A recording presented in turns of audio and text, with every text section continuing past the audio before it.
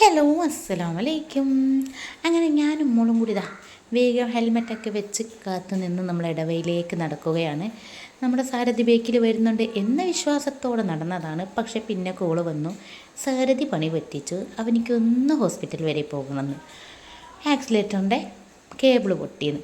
പിന്നെ ഞാനും മോളും സിയാദ് കാക്കും അതാ ഉന്തടാ ഉന്തൽ അങ്ങ് മാത്തോട്ടം വരെ ഉന്തി. അങ്ങനെ അതിൻ്റെ ഹോസ്പിറ്റലിലെത്തി അതിനൊന്ന് കാണിച്ചു.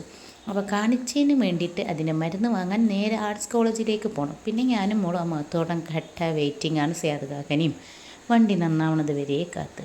അങ്ങനെ സിയാദ് കാക്ക തിരിച്ചു വന്ന് പിന്നെ വണ്ടി നന്നാക്കി. അങ്ങനെ 1 മണിക്കൂർ കഴിഞ്ഞ് നമ്മുടെ സാരഥിനെ തിരിച്ചു കിട്ടി. ഞങ്ങൾ വേഗം പോകാം കേട്ടോ. കോയിൻകോ ബസാറിലേക്കാണ് പോകുന്നത്. നമ്മുടെ സുന്നത്ത് കഴിഞ്ഞല്ലോ മോൻ്റെ, അതിൻ്റെ പള്ളിപ്പോക്കാണ്. അപ്പോൾ പള്ളി പോകുന്നതിന് പ്രമാണിച്ച് നല്ല പുതിയ പുത്തൻ ഉടുപ്പെടുക്കണമല്ലോ. എൻ്റെ റബ്ബേ ഈ നായ്ക്കൾ. അത് പോട്ടെ.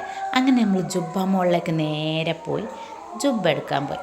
ജുബ്ബ ഞങ്ങൾ 2-3 സെലക്ട് ചെയ്ത്, പക്ഷേ സൈസ് സെറ്റായില്ല. പിന്നെ നേരെ താഴോട്ട് ഇറങ്ങി അവിടെ ഒരു ജുബ്ബ ഉണ്ട്, ജുബ്ബൻ്റെ ഷോപ്പ് ഉണ്ടെന്ന് പറഞ്ഞ് അവിടെ നിന്നും ഇഷ്ടപ്പെട്ട് ഒന്ന് സെലക്ട് ചെയ്തെടുത്ത്, പിന്നെ സാധാ നോർമൽ, പിന്നെ ഒരു തൊപ്പി കൊടുത്ത് അവിടെ നിന്ന് മെല്ലെ ഇറങ്ങി. പിന്നെ ഷൂ വേണേനു, വൈറ്റ് ഷൂവിനും തപ്പി പിന്നെ അവനെ കൊണ്ടുവരാത്തതിനെ കൊണ്ട് ഷൂവിൻ്റെ സൈസ് സെറ്റായില്ലല്ലോ വിചാരിച്ച് ചെരുപ്പിലേക്ക് മാറി.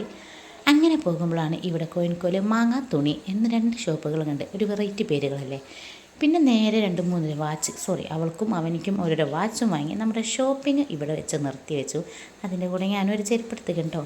അങ്ങനെ വണ്ടി എടുക്കാൻ പോകുമ്പോഴാണ് ഈ കാണുന്നത്. ഇത് കണ്ടപ്പം ഇവിടുന്ന് എങ്ങനെയൊക്കെ നാവിൽ വെള്ളം ഏറിയോ. അത് സ്വാഭാവികം, മലയാളികളെപ്പോഴും അങ്ങനെ ഉപ്പിലിട്ടത് കാണുമ്പോൾ. അതിനും ഒരു കൈതച്ചക്ക നമ്മൾ 3 ആളും ഓരോന്നോരോന്ന് വാങ്ങി. ബട്ട് എനിക്ക് കിട്ടിയത് വളരെ നൈസായിപ്പോയി. ആരേക്കും അത് മുറിച്ചത്. അത് കഴിഞ്ഞ് നമ്മൾ വേഗം പോകുമ്പോൾ എൻ്റെ റബ്ബേ ഒന്നൊന്നുമില്ലാത്ത ബ്ലോക്കാണോ എന്ന്, സ്കൂൾ പൂട്ടിയത് കൊണ്ടാണോ എന്നറിയില്ല. എന്തായാലും ബ്ലോക്ക് അടിപൊളിയായിരുന്നു. ആ വൈകുമ്പോൾ നമുക്കൊന്ന് പാളയം വരെ പോവാം. നിരത്തി പൂക്കച്ചവടം, അത്തമൊന്ന് പ്രമാണിച്ച് എല്ലായിടത്തും പൂക്കൾ മാത്രമാണുള്ളത്.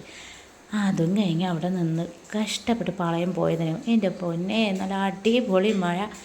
എങ്ങനെ വെയിലേനു, അതൊറ്റടിക്കാണ് ആ ക്ലൈമറ്റ് ചേഞ്ച് ചെയ്തിട്ടോ. എന്തായാലും നല്ല അടിപൊളി മഴയും കൊണ്ട് അവിടെ നിന്ന് പിന്നെ വിചാരിച്ചു രണ്ടും കൽപ്പിച്ച്. മോനെ ഒറ്റക്കാണ്, മോന് കരച്ചിൽ തുടങ്ങണം മുന്നേ നമുക്ക് ഇറങ്ങാൻ മെല്ലേന്ന്. പിന്നെ മഴ നിന്ന് നോക്കില്ല. മഴ കൊള്ളുന്നത് നമുക്ക് എന്ത് പുത്തരിയല്ല, നമുക്കത് ഭയങ്കര ഇഷ്ടമുള്ള സംഭവമല്ലേ. പിന്നെ അതും കൊണ്ട് നമ്മൾ നേരെ വീട്ടിലേക്ക് അങ്ങോട്ട് വെച്ച് പിടിച്ചു. അപ്പോൾ വീഡിയോ ഇഷ്ടപ്പെട്ടാൽ എല്ലാവരും സപ്പോർട്ട് ചെയ്യാം. അപ്പോൾ ടാറ്റ ബൈ ബൈ, സീ യു.